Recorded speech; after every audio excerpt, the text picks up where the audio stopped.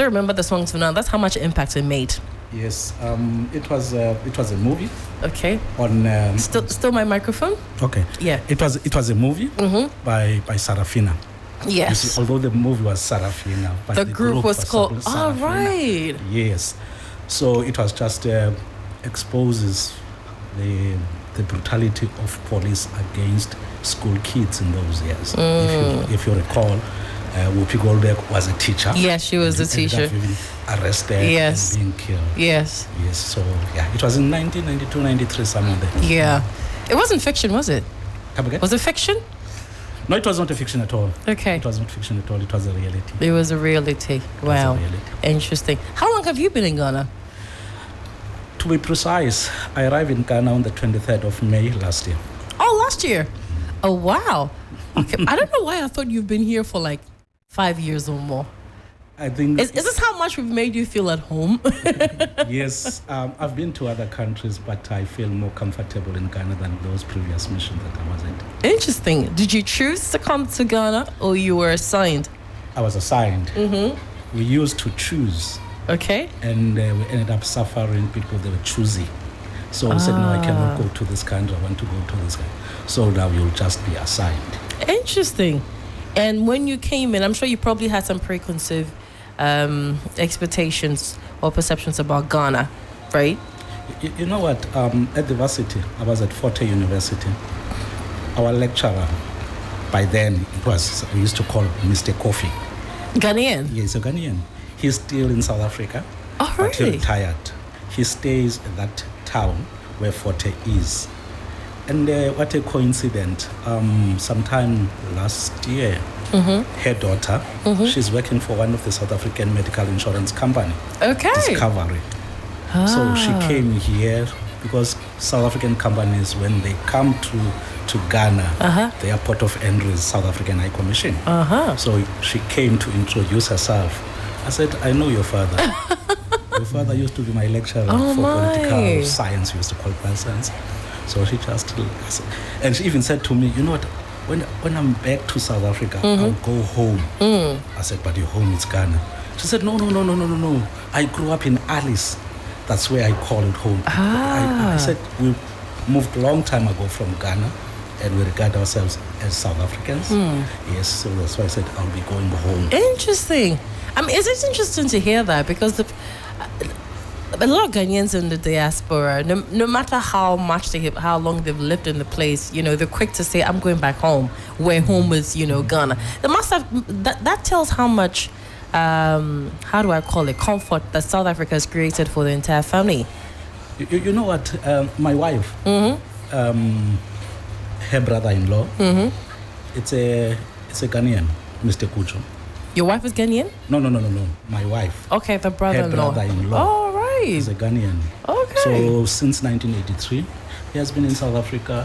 He's running business. Most of the Ghanaians in South Africa, they are at the universities, and also they are on salons. They are good to that. Even my barber in South Africa before I came here, he's a Ghanaian. Oh. So I went to him before I came here. And I said to him, I'll be going to Ghana. And he said to me, you'll eat the real food. Interesting. We'll get into the conversation about food, but let's talk about, you know, family and, you know, tribes and ethnicity in South Africa. It's quite diverse, isn't it? It is diverse. Even if you look at our coat of arms, you see, but the language, it's a Khoisan language, one of our indigenous people in South Africa, right? Whereby it's written in that language, but it's talking about people coming from different cultural backgrounds, come together. You see, so in diversity, we are different cultural, but when it comes to diversity, and so is the language as well. Language, we've got so many languages in South Africa, and all those languages they are regarded as official language. Is it? Yes. Recently, the president added the sign language as an official language. So we've got 12 official languages in South Africa. Wow. But you see, the predominant one is English. It's English and Zulu. Zulu. Yeah, English and Zulu. Okay. Is Zulu is the one that has a click sound, right? Or that's Xhosa? Xhosa. Xhosa. Yeah, Xhosa. Say that again.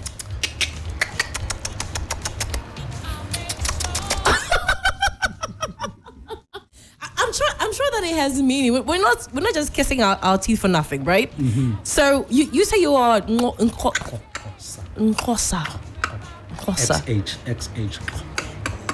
SHOSA. So which one is a clicking sound? Is it X or is it the HOS? Which one? Which one? It's X. Is it X? Then. Right. So for X, you pronounce it with a click sound, right? Yes. And so X. if you're pronouncing xylophone, how would you pronounce that? No, it's xylophone because it's in English. It's xylophone. Okay. But yeah, it's in English, so we can't. Right. But in our language, yeah. It's Interesting. Then C. Mm-hmm. Then Q. This takes some getting used to. Then Q is. That's a Q. Yeah. Question. Q, every time you say it, are you just doing it multiple clicks so we can hear it, or you have to do it a certain number of clicks? No, it depends on the construction of the word. Right. You see, it depends. Let's say, for instance, Xhosa. Mm-hmm. You see, it's you have the X, and then you have. They say cinga, to think. Cinga, think. Thinga. That's to say think. Yeah, think. But you pronounce it as thinga. Cinga. I think I could get that with practice. Yeah, if you practice. Okay. Yeah. No, but that explains why sometimes when I listen to South Africans speak, you'd almost think that they're dragging their word. But like for instance, the think example that you just cited. At a point I was like, okay, you're trying to say think, but it's thinga. Yeah. Interesting. I'm sure that every time you start speaking, you get a lot of stares, because it just had a very exciting, alluring sound, but you can't just but notice it. Yes. You see, there are so many languages, but we are proud of our languages. You see, last month, for instance, it was Heritage Month in South Africa, where we promote our food, our culture, our traditional beers. So it was a Heritage Month. I mean, you don't need to say it twice. From a distance, South Africans come across as very confident people. It's in the very fabric of their being. Very confident, very outspoken, very opinionated as well. Is that the case? So it's true with South Africans. You've captured, if I can put it, captured the typical South African. Always confident, always assertive. Yes. So I think it's our upbringing. Is it upbringing, right? I think because of the system, you see, that made us to be like that. And by system, you're referring to your history. The history. Right. History, yes. Interesting. So which part of South Africa is your tribe? Is it the north, south, east, west? It's on the east coast of South Africa. On the east coast. You see, it's Mozambique, then KZN, then Eastern Cape. All right. Then you turn, then Western Cape, where is Cape Town. Right. Then Northern Cape. Then other provinces. Those ones are coastal provinces, those ones I mentioned. Then there are interior provinces. Right. Like Gauteng, like Free State. Right. Like Limpopo. Like Northwest, where there's Sun City. Northwest. And Limpopo, where there's Kruger National Park. It's both Mpumalanga and Limpopo. Right. So where Kruger National Park. The Kruger National Park is. What is your province known for? You see, that's where our leaders, most of them, the ANC leaders, Mandela, Sisulus, they are from that provinces. And also in terms of the educational system, you see, for Africans, you see, it started in the Eastern Cape in those years. That's where even the former president of Zimbabwe, Mandela, and other African leaders, they went through that university in the Eastern Cape and other educational colleges. Right. Yes, and even for nursing, they started there. Yeah. So you call it, some kind of educational hub. Yes, it used to be educational hub, but as time goes on, other provinces, then they start to have also have that. In terms of tourism, what's your main driver there? Tourism, it's ecotourism. You know what? Let me just say, you see, we've got a strategy as a country on tourism. Yes. Whereby we set our target. For instance, the issue of, let's say, we set 2030, like 21 million people to visit South Africa by 21 million people. Yeah. But now we revised. 21 million people. Yeah, that's a whole other country visiting your country. That was the target. Right. But COVID, so now they revised the numbers to 14,800,000. 14 million? Yeah, by when? By 2030. By 2030. But now we are still 7-8 million people visiting South Africa. Right. That 14 million people, I'm in there. I'm yet to go there. And you know what? With Ghana, our South African tourism, the agents of the Department of Tourism in South Africa, for 2022, they've forecast or they predicted that 2023, you mean? 2022, because they last release, year. They release statistics of how many, let's say, Ghanaians and other Africans they visited South Africa. So they said in 2022, they released in 2023 the report to say their forecast for Ghanaians to be in South Africa, they were forecasting to something like 11-12 million. Thousands. Sorry, exactly. I was going to say. Sorry, thousand. But Ghanaians who went to South Africa, they exceeded that number to 14,000. So tourism between the two countries starting to grow. And this is tourism, not Ghanaians, going to school or relocating. No. Let's say for holidays. You see, people, they've got the tendency of mixing business and pleasure. Right. Of which we encourage. Let's say someone go to South Africa for a business meeting, then we'll say, can I also, after the meeting, just to explore South Africa? Yeah. So nice. I mean, when I think about the very ambitious targets that you set for tourism, it means that definitely tourism is probably one of the largest industry. Yes, it's one of the main contributors to our GDP. It exceeds even I say agriculture and I think even manufacturing. It exceeds agriculture and manufacturing. Yes. Wow. That's huge. That's major. At the last count or the last check, how much was it bringing to SA?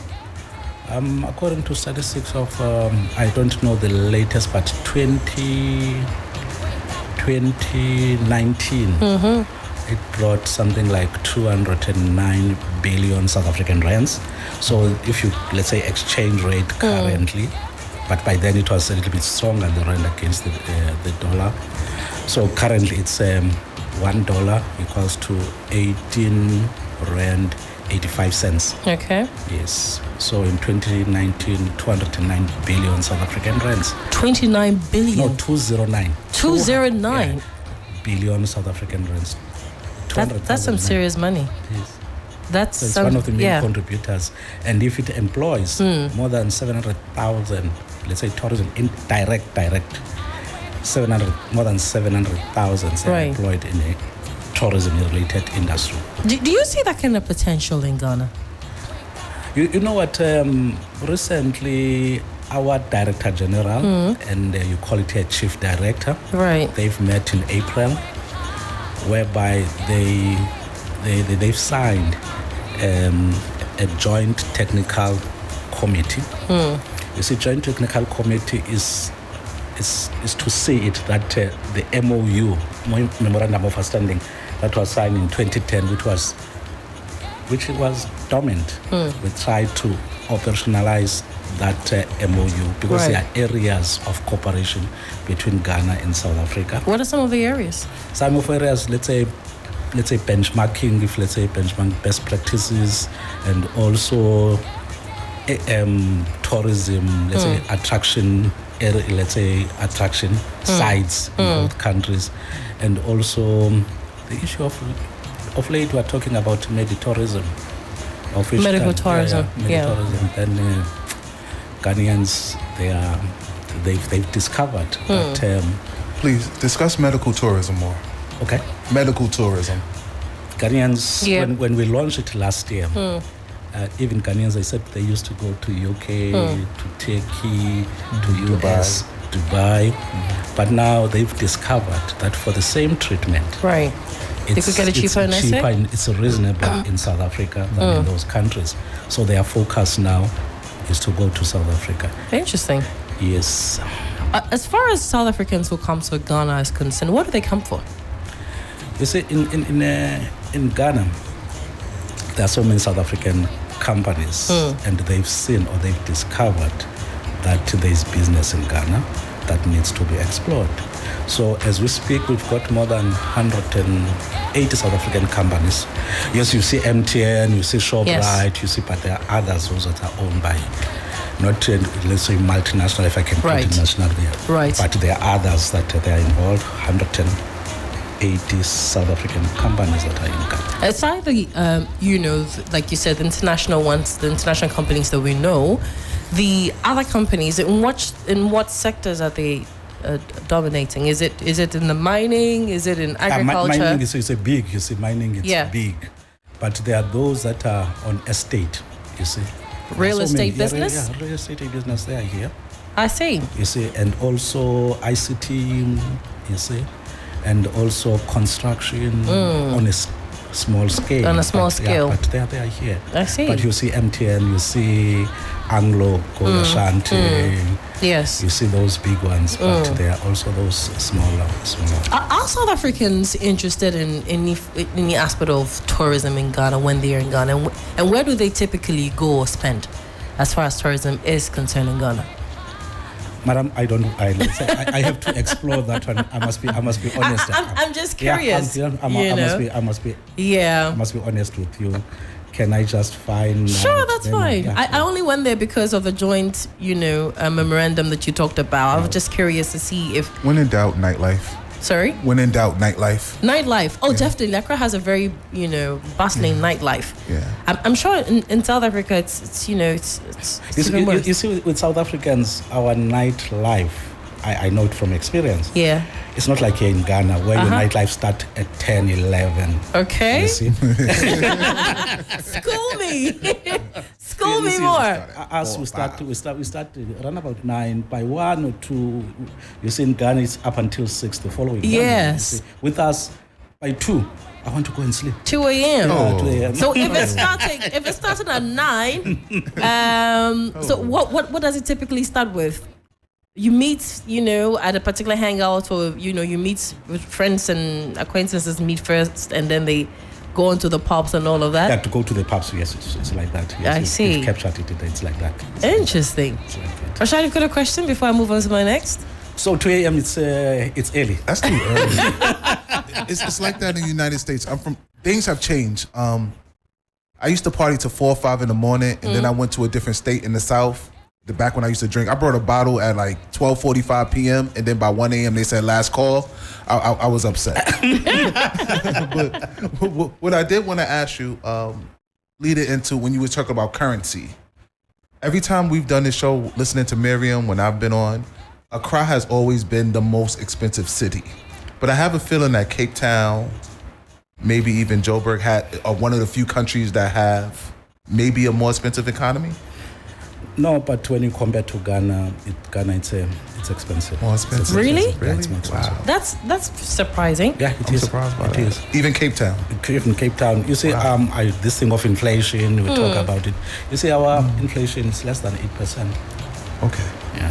So Ghana, it's 40 to 42%. Yeah, that's not bad. So it means that, for instance, even in Cape Town, it's cheaper to rent there than to rent in Accra? Yeah, yes.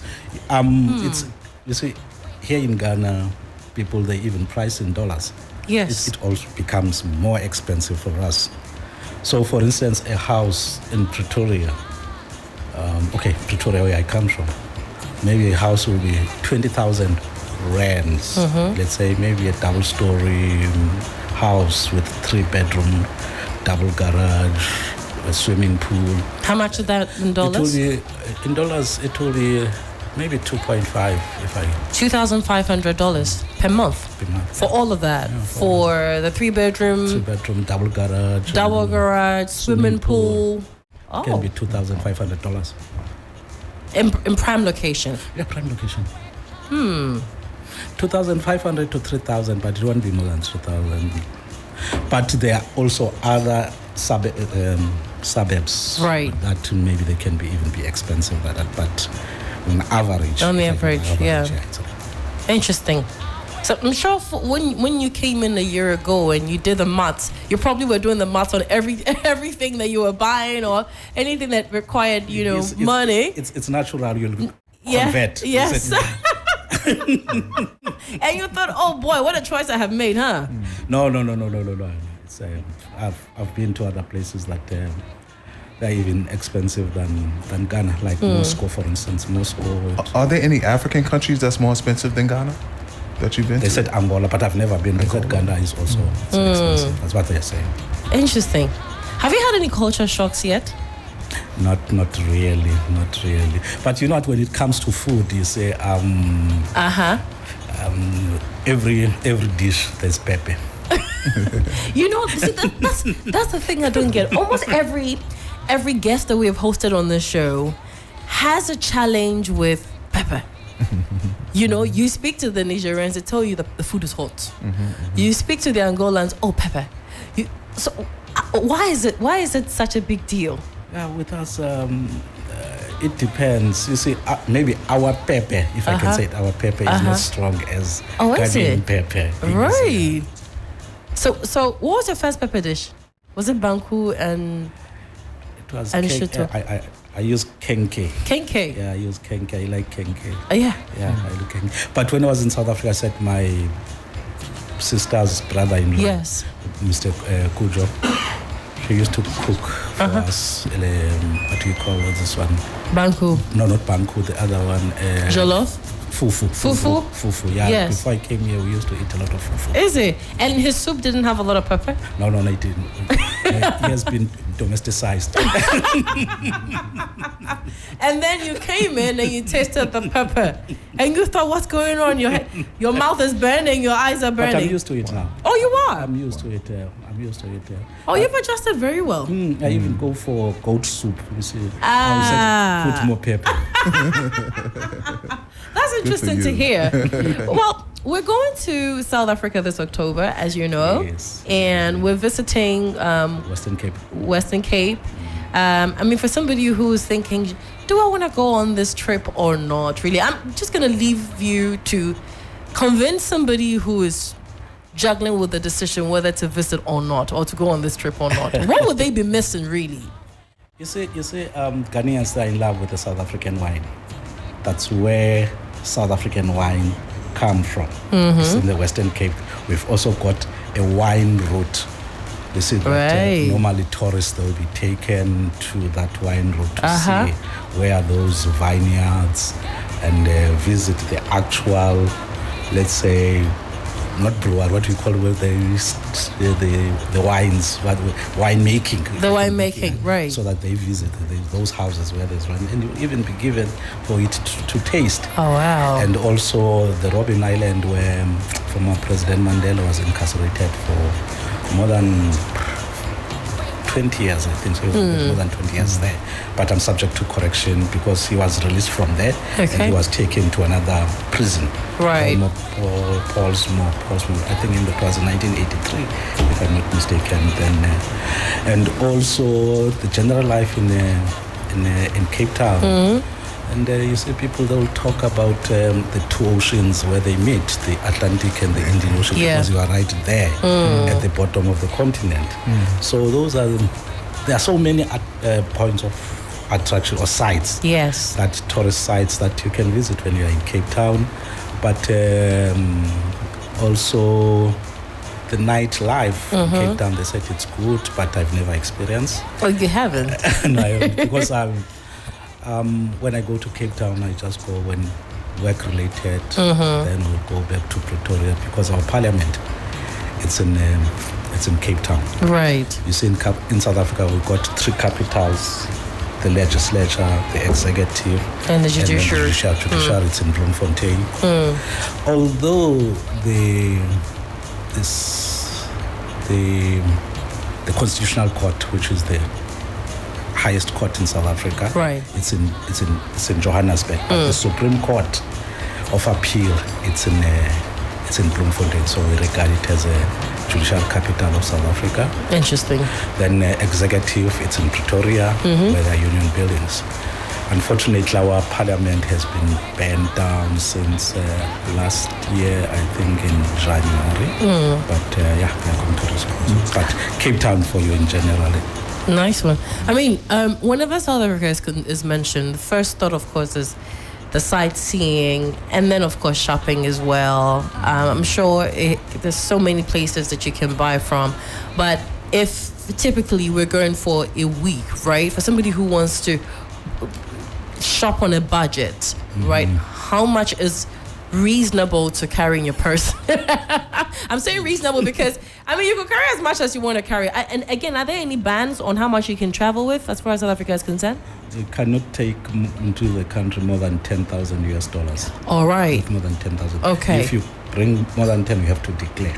All right. You have to declare. The source. Okay. Right. So for somebody who's going for a week, really, we'll do some sightseeing, we'll do some shopping on a budget, in quote. How much are we looking as reasonable? 5,000 will be too much. $5,000 it will be too much. Will be too much. Yeah, for shopping. Okay. What about debit cards, ATM machines? No, you can use we've got one of the best financial systems in the world. It's one of the best. So you can use your ATM card at any ATM. Right. Then you'll be allowed to. But to say, you see, if you convert that $5,000, it into will rent. give you 90,000 rands. That's a lot. That's a lot. That's a lot of money. You can even accommodation. You can even food. And you can even do shopping with that amount in Nice. South Africa, and you'll have change. A lot of change. Get 2 months rent. A lot of change. Let's backtrack a little bit on the food because I need to know what I've been describing all this while. So some time ago, I had a friend from South Africa who gave me this. It was in a package. It was meat, but it was very dry, very chewy as well, and it was nice. It had spices on it and all of that, but you could just snack on it and chew away. What's it called? Boerewors. Sorry. A biltong. Biltong. Yeah, yes, that's what you said the last time. Yeah. Biltong. Yeah, Biltong. Yeah, right. It's from wild animals or some beef. So they make a biltong out of it. Oh, some of it I is love also- it. Yeah, Have you ever had beef jerky before or jerky? No. Okay, don't worry. I want no, it this is because that's different. what it sounds like. No, this is different. You should see it. It's dry, and it's very well spiced, and it's very chewy.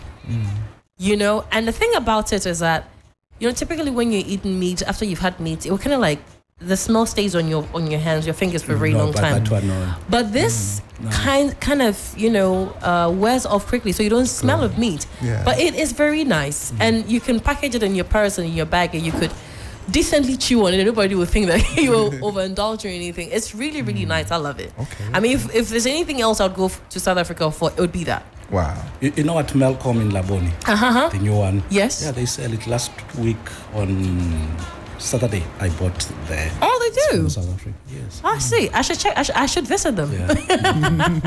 But, we can shy away from the fact that also South Africa does have some security concerns. Yes. Yes. Just was the last week or last 2 weeks, South Africa was trending for Dudula. I don't know if you've seen the documentary. Which one?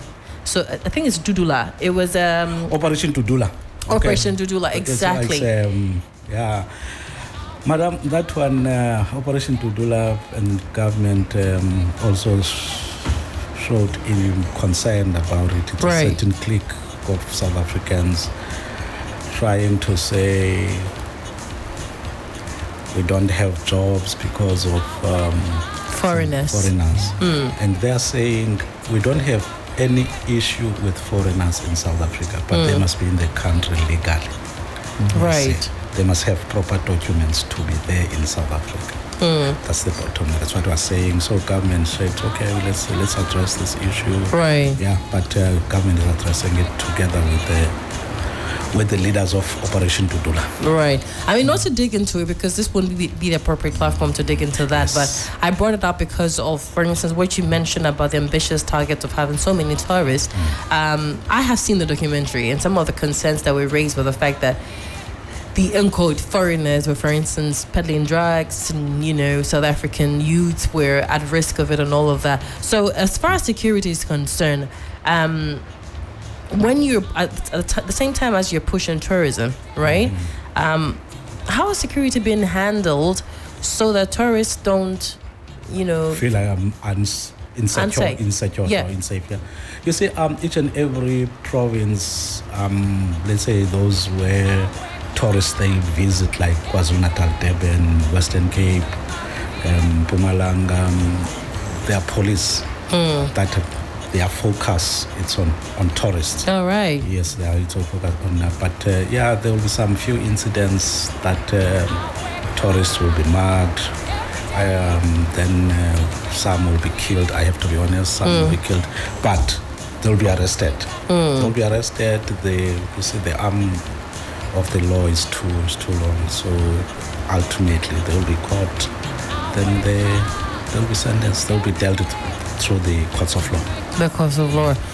What would be your advice for somebody who's visiting South Africa? What must they definitely do whilst they're there? What must they be wary of? Things that they ought to be aware of before the visit. No, they must always be vigilant. If possible, go in groups. Go in groups. Yeah. You don't have to go to isolated places. You see, crime is crime. Yes, here in Ghana, it's still there. But when you go even to other countries, I'm not trying to defend it or to justify crime in South Africa. But there will be those criminal incidences whereby people will be shot. But my advice is go in groups. Don't go at night alone. You have to, that's why I'm saying you have to groups. And also maybe just to go to the police if there's a police station, just to talk to those who are around. And can you advise us which areas to avoid in let's say in Cape Town. But it's good to explore the country so you don't have to be held into ransom by criminals. Absolutely. Anyways, if you just tune in, this is Beat Africa on 3FM 92.7. We've been chit-chatting with the Consular Political at the South African High Commission, Mr. Thando Dalamba. Did I get it right? Thando. Thando Dalamba. I love the name. What does it mean though? Love. Thando means love. And Dalamba? Well, you know what? It's a family name, huh? It's a family name. At times I just Google this Dalamba because I was checking my families around South Africa, others there in Canada. I discovered that there are Dalambas in Burkina Faso. Oh. Okay. There are Dalambas in Burkina Faso. Yeah. Interesting. So it's a big family then. Very big family. All right, we've been talking about South Africa. We've done our best to sort of, do a 360 around. But just to remind you that if you have not booked your place yet for our South Africa getaway, make sure that you do that as soon as possible. I know that there's just a few seats left. So make sure that you get there. I'm going to give the numbers once again so that if it's if you're desiring to go, you can call the number and have your seat reserved for you. It's a full and total package that comes with everything: visa facilitation, tours to the winelands and Western Cape Town. It's a total package that you don't want to miss out on. But we also would have Boniface joining us in just a few minutes. Boniface Nyanga from Kenya. He brings us updates on what he's been doing as far as entertainment is on the continent. I know today he's got some news from South Africa as well. And he's currently at a festival as well. Mike, can we kindly have Boniface to join us via Zoom so that he can unleash what he's